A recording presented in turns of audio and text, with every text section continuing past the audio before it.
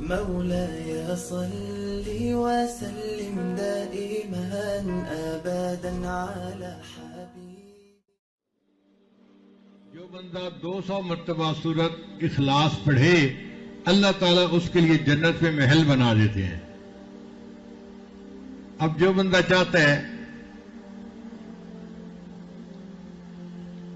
مجھے جنت میں محل ملے تو کتنا آسان ہے. بیریا ٹاؤن میں پلاٹ کی تو بڑی تمنا ہوتی ہے, ڈیفنس میں گھر مل جائے بڑی تمنا ہوتی ہے. بھائی جنت میں گھر چاہیے 200 مرتبہ سورہ اخلاص پڑھنی ہے. مرد بھی پڑھ سکتا ہے, عورت بھی پڑھ سکتی ہے. جو بندہ 200 مرتبہ سورہ اخلاص پڑھے گا حدیث پاک میں آتے ہیں اللہ تعالیٰ اس کے لیے جنت میں محل بنا دیں گے. اچھا کسی کو زیادہ محل چاہیے تو وہ زیادہ مرتبہ پڑھ لے, کالونی بنا لے. کئیوں کو دنیا میں بھی کالونی بنانے کا شوق ہوتا ہے نا, تو اللہ نے یہاں بھی گنجائش رکھی زیادہ پڑھو تمہارے لیے کالونی بنا دی جائے گی. کیونکہ اللہ تعالیٰ جب کسی بندے سے راضی ہوتے ہیں اس کے لیے جنت میں محل بنا دیتے ہیں. جب کسی عالم سے راضی ہوتے ہیں اللہ اس کے لیے جنت میں شہر آباد فرما دیتے ہیں, اور اس شہر میں اس سے جتنے محبت کرنے والے ہوتے ہیں سب بستے ہیں, اس میں سب جنت میں.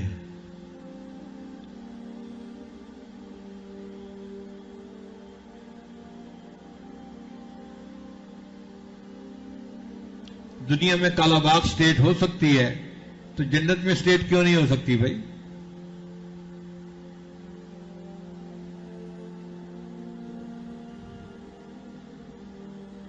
مگر ہر ایک کی اپنی نظر ہوتی ہے. ہم ایک ملک میں ایک دوست کے پاس پھنس گئے اور وہ میمن تھا. مجھے کہنے لگا کہ میں آپ کو میمن کی بات بتاؤں. میں نے کہا نہیں مجھے نہیں چاہیے, حضرت میں خود میمن ہوں, کوئی اس میں غیبت نہیں ہے. میں ایک بات بتاؤں گا, حقیقت بتاؤں گا. وہ پیچھے ہی پڑ گیا. میں کہوں نہیں سننا, وہ کہ نہیں میں نے سنانا ہے. حضرت میں نے یہ لطیفہ سنانا ہے آپ کو. اس نے تو میرا بیٹھنا مشکل کر دیا. تنگ آ کے جو امیر تھے تبلیغی جماعت کے وہ مسکرا کے مجھے کہنے لگے حضرت اس نے کوئی نہیں ٹلنا, آپ اس سے لطیفہ سن ہی لیں. تو میں نے اسے اشارہ کیا ٹھیک ہے بھائی. اس نے کہا کہ حضرت پتہ ہے میمنوں کا کیا ذہن ہوتا ہے؟ تو مجھے کیا پتا. کہنے لگا ہمارا ذہن یہ ہوتا ہے کہ ہم جائیں گے تو اللہ پاک سے عرض کریں گے یا اللہ آپ نے جنت میں جو مکان جس کو دینا ہے الاٹ کر دے, ساری مخلوق کو مکان دے دے. اور جب سب کو مکان مل جائیں گے نا تو میں کہوں گا یا اللہ جو فالتو بچ گئے نا وہ مجھے دے دے, میں کرائے پہ چڑھا دوں گا.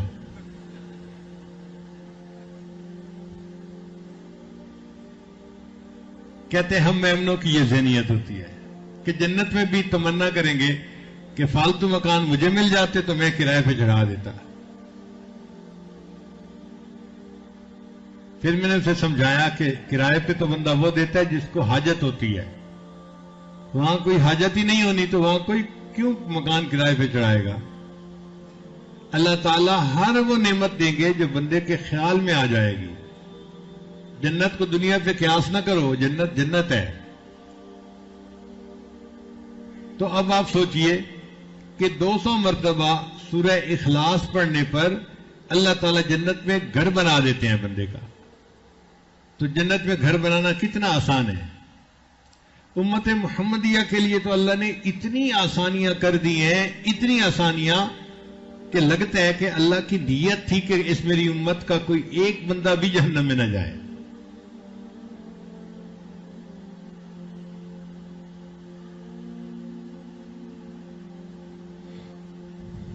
اور یہ چھوٹے چھوٹے بچوں کو سورہ اخلاص یاد ہوتی ہے.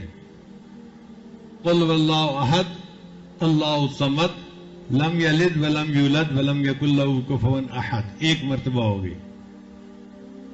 تسبیح لے کے بیٹھیں آپ 200 مرتبہ ایک ہی سٹنگ میں پڑھ لیں گے. تو اعتکاف کے اندر تو اپنے گھر بنائے نا جنت میں. پورے قرآن پاک کی تلاوت ایک تمنا دل میں رکھیں اور پڑھیں 3 پارے 5 پارے 10 پارے جتنا توفیق ہوتی ہے اتنا پڑھتے رہیں، مگر تمنا رکھیں کہ میں نے اس لیول پہ پہنچنا ہے کہ ایک قرآن پاک روز پڑھا کرنا ہے، اللہ تعالیٰ آسان فرما دیں گے۔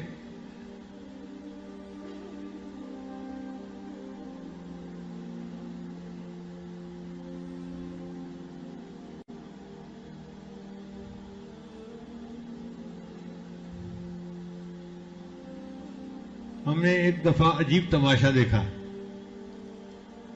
ہمارا ایک دوست تھا، حافظ عبد الغفور اس کا نام تھا، وہ قرآن پاک کا عاشق تھا، ہر وقت قرآن پڑھتا رہتا تھا، چلتے پھرتے ہر وقت قرآن پاک پڑھتا تھا، کالج کے اندر بھی ہاسٹل میں بھی ہر وقت، بازار میں جاتا تھا تو بازار بھی قرآن پاک پڑھتا رہتا تھا، عاشق قرآن بچہ تھا۔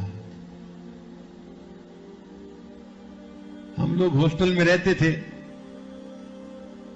تو عصر کے بعد ہاسٹل کے دروازے کے قریب گھاس لگا ہوا تھا پلاٹ میں، تو حافظ صاحب وہاں بیٹھ کے قرآن پاک کی تلاوت کر رہے تھے، آنکھیں بند کر لیتے تھے، ان کو کوئی پتہ نہیں ہوتا تھا ارد گرد کیا ہو رہا ہے، وہ قرآن پڑھ رہے ہوتے تھے۔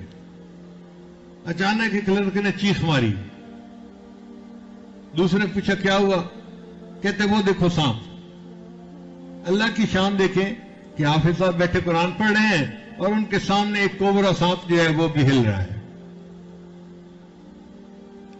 اب جب ہاسٹل میں شور مچا تو سب بھاگے، خود میں بھی بھاگا کہ ہم دیکھتے ہیں، ہم دور کھڑے دیکھ رہے تھے حافظ صاحب بیٹھے قرآن پاک پڑھ رہے ہیں اور وہ سانپ جو ہے وہ ہل رہا ہے ان کے سامنے، لوگ آوازیں دے رہے ہیں حافظ صاحب حافظ صاحب حافظ صاحب، وہ قرآن پڑھتا جا رہا ہے، بس پڑھتا جا رہا ہے۔ سورہ یاسین پڑھ رہے تھے، جب اس نے سورہ یاسین کو مکمل کیا ہمارے سامنے سانپ نیچے زمین پر بیٹھا اور چلا گیا۔ اللہ کی شان۔ مجھے تو لگتا ہے کہ وہ کوئی جن تھا، کیونکہ سانپ تو مکلف نہیں نہ ہوتے، اور جن جو تھا اس شکل میں آیا تھا اور وہ بھی اللہ کا قرآن سن رہا تھا۔ تو ہم قرآن پاک پڑھتے ہیں، قرآن سننے کے لیے جن آ جاتے ہیں، حدیث سے ثابت ہے۔ نبی علیہ السلام قرآن پڑھ رہے تھے تو جن آ گئے اور ایک دوسرے کو کہنے لگے کہ خاموش ہو جاؤ، قرآن سنو، انا سمعنا قرآنا عجبا۔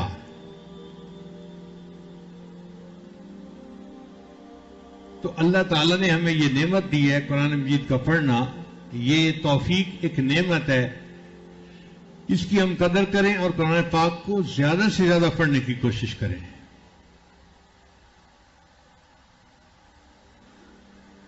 اب تو دن بھی چند رہ گئے پیچھے، اس میں ہمت کر لیجئے، اللہ تعالیٰ قرآن مجید کی برکتیں ہمیں بھی عطا فرمائے۔ قرآن مجید قیامت کے دن بندے کی شفاعت کرے گا، اور حدیث پاک میں آتے ہیں کہ یہ جھگڑالو سفارشی ہے، جیسے جھگڑالو بچہ ہوتا ہے نا، ماں باپ سے بات منوا کے رہتا ہے، قرآن مجید اس طرح جھگڑالو سفارشی ہے، یہ قیامت کے دن بندے کی شفاعت کرے گا اور بندے کو جنت پہنچا کے رہے گا۔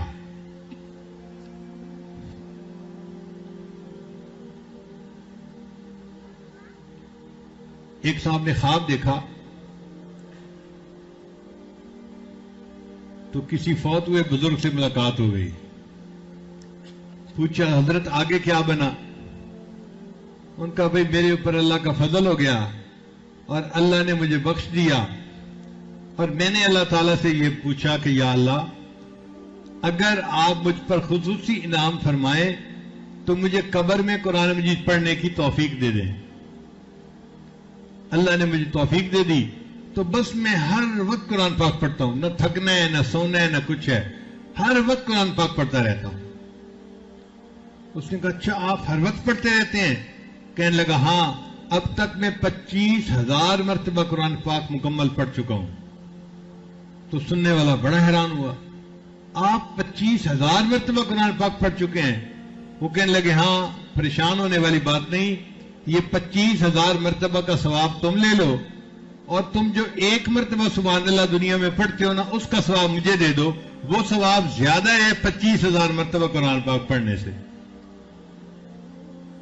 آج ایک مرتبہ سبحان اللہ کہیں گے تو اس پر اتنا اجر ملے گا، مرنے کے بعد اگر 25,000 مرتبہ بھی کسی نے قرآن پاک پڑھا تو ثواب نہیں ہے، کیونکہ عمل کا جہان چلا گیا، مرنے کے بعد عمل کا ثواب نہیں ہے۔ عفوك إني لنور مدت يداي نزعت أسرار قلبي